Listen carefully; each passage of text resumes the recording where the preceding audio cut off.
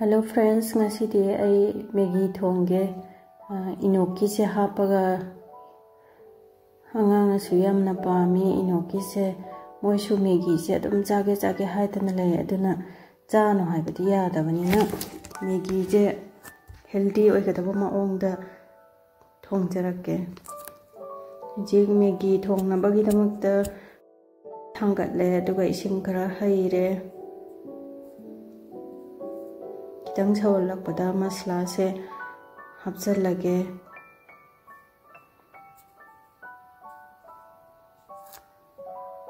mayam aigi channel se support tawbibo oina subscribe tawbiramo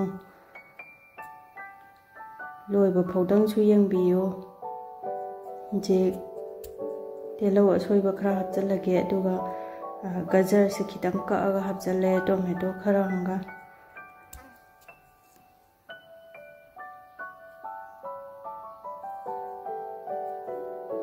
ni saura matungda ai Maggi se hapchalage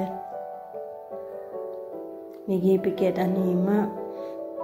hapchalage mayam ai video number se phajana haitribane ado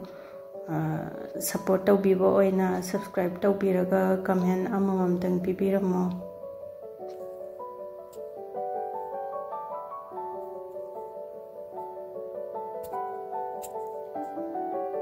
Maggi je phajana saure aduna inoki se hapchalage inoki se yam thuna mulligo ma se thau da kitang ngawrasu ya ado aidi ngawdre thau je karimta haparoi gena si ongtang budrong lo sudo laga adum loire yamna su thui da kaisu kuide bun basu yam thuna mulle inoki je kaisu kuide hau su yam hawe jaraga edit tawrakpanina mahau se hawi natraga hauti se khange adom chongtang thonga yengbiyone yam hawbane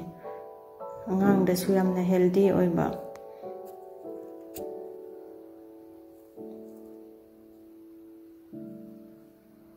jegloi salaka tawre mulle